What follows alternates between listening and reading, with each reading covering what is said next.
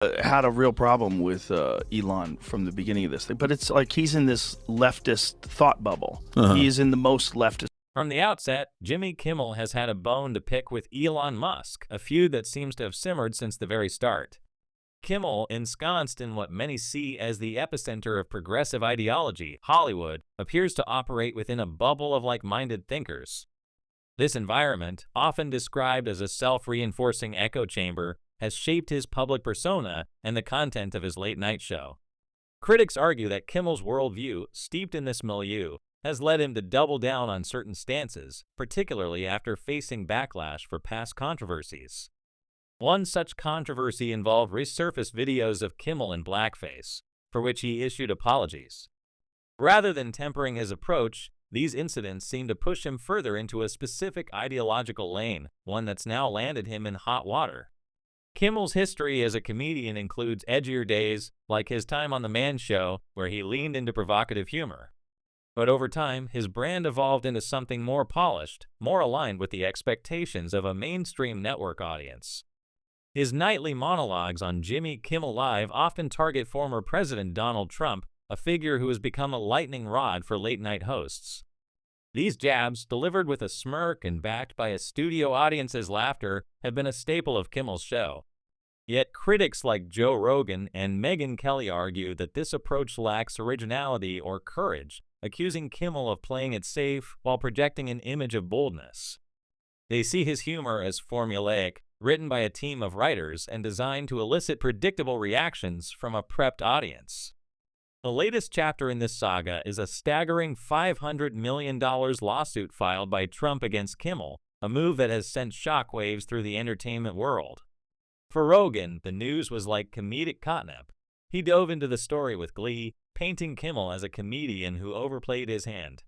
Rogan described Kimmel's predicament as akin to a small-time performer challenging a heavyweight champion, only to realize too late the mismatch. On his podcast, Rogan couldn't contain his amusement, laughing at the audacity of Kimmel's years-long campaign of mockery against Trump, only to face a legal counterpunch of this magnitude. He likened the situation to a house cat squaring up against a freight train, bold, but ultimately foolish. Megyn Kelly, meanwhile, approached the situation with a sharper, more surgical critique. She didn't need to raise her voice to dismantle Kimmel's persona. To her, this lawsuit was less about chaos and more about inevitability, a karmic reckoning for a host who mistook Hollywood's applause for real-world influence. Kelly argued that Kimmel's brand of comedy, once raw and unpredictable, had become sanitized, a product of the corporate media machine. She described his nightly Trump roasts as safe, recycled, and devoid of the edge that once defined him. For Kelly, Kimmel's mistake wasn't just in targeting Trump, it was in believing that his desk and studio lights shielded him from consequences. The lawsuit itself is no small matter. It's not a mere legal warning or a symbolic gesture, it's a financial and psychological sledgehammer. Rogan painted a vivid picture of Kimmel's reaction, imagining him frantically calling his lawyers, deleting old clips, and sweating over the potential fallout. To Rogan, this wasn't just about money. It was about Trump staking a claim in Kimmel's psyche, forcing him to second-guess every joke and monologue. Kelly echoed this sentiment, suggesting that the lawsuit was less about silencing Kimmel and more about sending a message. The days of consequence-free celebrity activism are over. She framed it as a wake-up call for a host who had grown too comfortable lobbing insults from the safety of a network platform. Kimmel's past controversies, particularly the blackface incidents, add another layer to this narrative. Critics point out the irony of Kimmel positioning himself as a moral authority while having engaged in skits that, by today's standards, are widely criticized. Rogan and Kelly both highlighted this hypocrisy, with Rogan noting that Kimmel's apologies seemed to fuel his shift toward a more sanctimonious persona. Kelly was less forgiving, arguing that Kimmel's transformation from a boundary-pushing comedian to a polished mouthpiece reflects a broader trend in Hollywood, a tendency to preach while ignoring one's own flaws. The numbers tell a stark story. Kimmel's show, once a ratings juggernaut, has seen its audience dwindle. Recent figures peg his nightly viewership at around 1.5 million, with just 236,000 in the key demographic, a far cry from the numbers pulled by competitors like Tucker Carlson, who reportedly garnered millions of views for a single video filmed in a modest setting.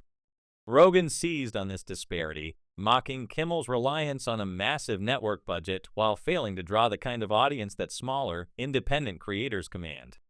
Kelly, too, pointed out the declining relevance of late-night TV, contrasting Kimmel's struggles with the enduring popularity of figures like Johnny Carson, whose charm and authenticity kept viewers glued to their screens. This decline in viewership isn't unique to Kimmel. Other late-night hosts like Seth Meyers and Jimmy Fallon are also grappling with shrinking audiences. Rogan noted that The Daily Show, once a cultural touchstone under Jon Stewart, now limps along with fewer than 400,000 viewers.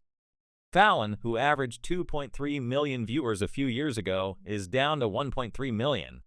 In contrast, cable hosts like Greg Gutfeld, operating on a paid platform, consistently outperform their network counterparts. For Rogan, this shift reflects a broader cultural rejection of the polished, predictable format that Kimmel represents, a format that relies on applause signs and warm-up acts to manufacture enthusiasm. The lawsuit has also sparked a broader conversation about the role of late-night hosts in today's media landscape. Rogan argued that Kimmel's brand of humor, safe, teleprompter-driven, and reliant on a curated audience, lacks the authenticity that resonates with modern viewers. He described the process behind Kimmel's show, a team of writers crafting jokes, a warm-up act priming the audience, and producers signaling when to clap. It's a well-oiled machine, but one that feels increasingly disconnected from an audience that craves raw, unfiltered content. Kelly took this critique further, framing Kimmel as a relic of a bygone era, clinging to a format that no longer captivates. For both Rogan and Kelly, the lawsuit represents more than a legal battle, it's a cultural flashpoint. Rogan sees it as a reminder that volume doesn't equal courage. Kimmel's nightly Trump jabs, delivered with a smirk and a laugh track, were less about challenging power and more about pandering to a sympathetic audience. Kelly, meanwhile, views it as a reckoning for an industry that's grown complacent, mistaking its echo chamber for universal approval.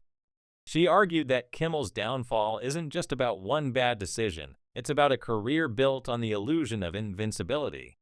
The blackface controversy looms large in this critique. Rogan pointed out the double standard. While Kimmel's past skits are excused as relics of a different time, others face career-ending consequences for similar actions. Kelly was more blunt, calling out Kimmel's sanctimonious posturing as particularly galling given his history. She argued that his attempts to reinvent himself as a voice of moral clarity ring hollow when juxtaposed with his earlier work. This tension between Kimmel's past and his present fuels the narrative that he's less a rebel and more a performer playing a role. The lawsuit's timing adds another layer of irony. Kimmel, who recently hosted the Academy Awards, used the platform to lean into his progressive credentials, earning applause from a room full of Hollywood elites. Yet, as Kelly noted, this adulation hasn't translated into real-world influence. The Oscars, like late-night TV, are struggling to maintain relevance in an era dominated by streaming platforms and independent creators. Kimmel's hosting gig, once a coveted role, now feels like a footnote in a career increasingly defined by controversy. Rogan and Kelly both reveled in the absurdity of the situation. Rogan imagined Kimmel's panic, picturing him pacing his office, legal documents in hand, as his team scrambles to rewrite monologues to avoid further legal trouble. Kelly, with her trademark precision, suggested that Kimmel's only path forward might be to lean into the drama, perhaps by selling branded merchandise to cover legal fees.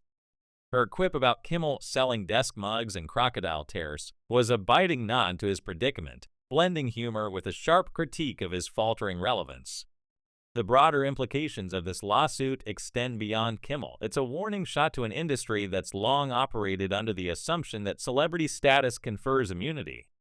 Rogan argued that Kimmel's mistake was in underestimating Trump, a figure whose proven time and again his willingness to fight back with every tool at his disposal. Kelly framed it as a lesson in accountability. If you're going to take swings at someone with the resources and resolve of a president, you'd better be prepared for the counterattack. As the dust settles, the contrast between Kimmel's polished, network-backed world and the raw, unfiltered energy of figures like Rogan and Kelly is stark. Rogan's podcast, with its conversational style and unscripted tangents, draws millions of listeners who value authenticity over polish. Kelly, with her incisive commentary and no-nonsense demeanor, commands a loyal following that appreciates her willingness to call out hypocrisy. Kimmel, meanwhile, is tethered to a format that feels increasingly outdated, a relic of a time when network TV dictated the cultural conversation.